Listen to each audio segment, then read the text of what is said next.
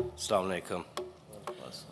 Ashhadu an la ilaha illallah wahdahu la sharika lahu wa ashhadu anna Muhammadan abduhu wa rasuluh. Amma ba'du fa'auzu billahi minash shaitanir rajeem.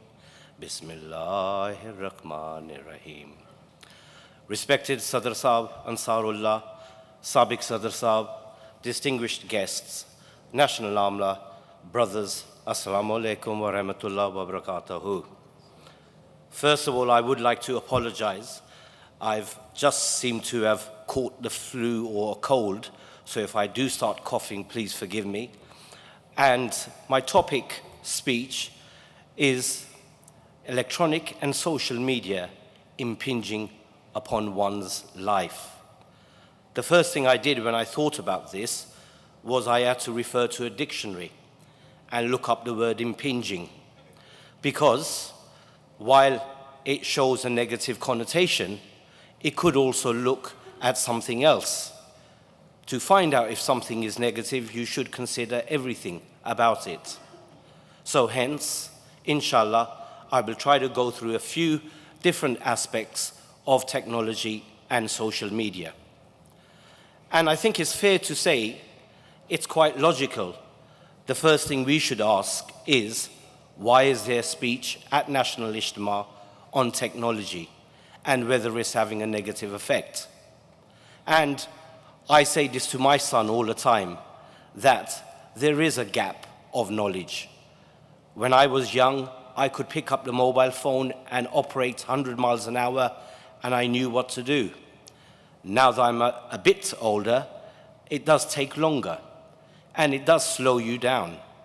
So there's definitely a gap of knowledge that we, Ansar, need to make sure we can fulfill at all times. I also think when considering different aspects, you should always look at the benefits. You can't say something is harmful if you don't look at their benefits.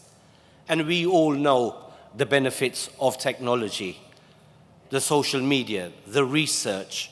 When I was young and I had to find something out, I would have to walk to the library, go and open an encyclopedia, ask somebody who might know. Now I can go to Google and search it. I sometimes wonder what life was before Google. It seems very strange, but now everything is about Google. If you need to find anything out, any communication with people, WhatsApp, Telegram, all the social media that exist, do provide a platform that can be used for good things. And we know in education how technology is being used and how it's benefiting people. We can also see organizations like Majlis Ansarullah coming out with apps to teach the Quran, to teach Salat, to teach different aspects of learning, how beneficial that can be. We see Khudamul Amdiya, different organizations coming out with websites that do benefit others and the wider world. We also can recall how Huzur, Ayatollah bin Nasr Aziz, has time and time again told us about the Tabligh and the potential that we can actually achieve by using technology. Now, going to the risks of using the internet, social media, technologies, there are many. But before I go through the logical ones, I remember when I was young, and Khalifa Rabi, Rehman2, used to tell the community, do not use the internet a lot. When I was young, I used to think, why not? The whole world is using it. Why can't we? But as Muslims, as Ahmadi Muslims, you accept. And now that I'm a teacher, and now that I teach in secondary school, I see the benefits our community has gained by that advice 15, 20 years ago, by the Khalifa of the time. I get horrified when I see the general public using technology with no boundaries, with no borders, doing whatever they want to do, whereas in our community, there is that consequence and making sure you don't use technology that isn't good. We know about how people lie over the internet. We know about viruses. We know about how pedophiles exist on the internet. Day to day in school, I have to deal with cases of people exhibiting inappropriate behavior on the internet. Day to day, I have to pick up students at the age of 10, 11, and they do not know how to use the internet. Yet, 15 years ago, when Khalifa Rabi Rehman2 told us, do not expose yourself to the internet, and I was a young boy, I used to say, why? And now I know, 15 years on. Why? Because professionally, I now deal with it. Some tips, I suppose, are really important. Making sure as adults we know, excessive use. Even adults sometimes use the internet too much. Every second of the day on the phone, looking at everything. When I get to work, I turn my phone off. It's not available. Yes, now and then I can look at messages, especially if I'm expecting something important. But that obsession with technology, I'm missing something out. Somebody's just posted something on the internet. Oh, my Facebook status hasn't changed. Obsession, which I think, by Allah's grace, the community has been safeguarded from. Advice, I suppose, to parents would be, you need to know what children are doing online. Time and time again, people don't know what their children are doing. People don't know what husbands are doing, or even wives are doing. I've had cases in school whereby mother is downstairs, father is in his study, children are upstairs, and they're communicating through WhatsApp. We might laugh, but it happens. And it's unfortunate.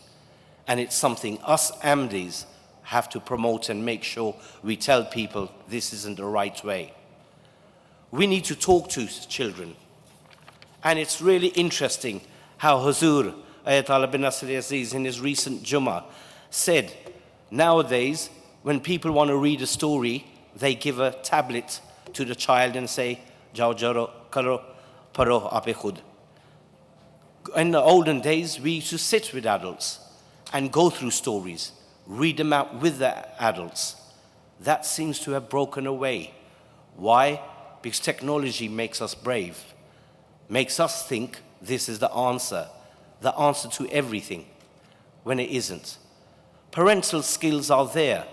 Parental skills never change.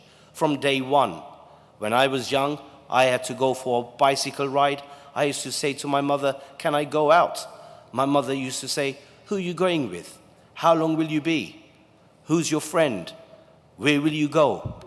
Nowadays, parents get scared because it's online. They think different rules apply. No, they don't. Who are you online with? How long are you going to be online? Where are you surfing? Just stick an E in front of the tarbiyat aspects, and that's electronic. So, while parental skills are there from day one, we have to remember they don't change, just with the use of technology. We have to make sure we empower children, empower each other, make sure we do use technology for the wisest use. So, just to end and make sure you all know what my answer is to the question, because it was a question, is the internet, social media impinging on one's life? I would say very simply, my answer would be, it all depends. It depends how you have raised that child, how you've raised yourself, how you have been brought up. If you follow the advice of the Jamaat, if you follow the advice of our Khulafa, and you follow the traditions of Prophet Muhammad sallallahu alaihi wasallam, we can't go wrong. I heard Maulana Wasim Ahmed Fazl Sahib earlier on talking about how to behave with children. And while I was sitting down, I was saying, why is this different to technology? It isn't. You can use the same rules, same standards. Just because it's technology, you don't change. I would like to end by saying, I think role modeling is very important. Sometimes even in adults, I see it all the time. They're addicted to the phone, walking around with a phone like it's their best friend. Without the phone, you can't use anything else. Of course, it's very important. Of course, communication spreads with technology. Of course, social media, there are a large majority of people who are using social media. And we need to attract them to Ahmadiyyat from social media. But we should never use it so it impinges our lives. That was the title. How does technology, social media impinge our lives? It will only if you let it. Jazakallah for listening, and please remember the majlis in your prayers. Assalamu alaikum wa rahmatullahi wa barakatuh.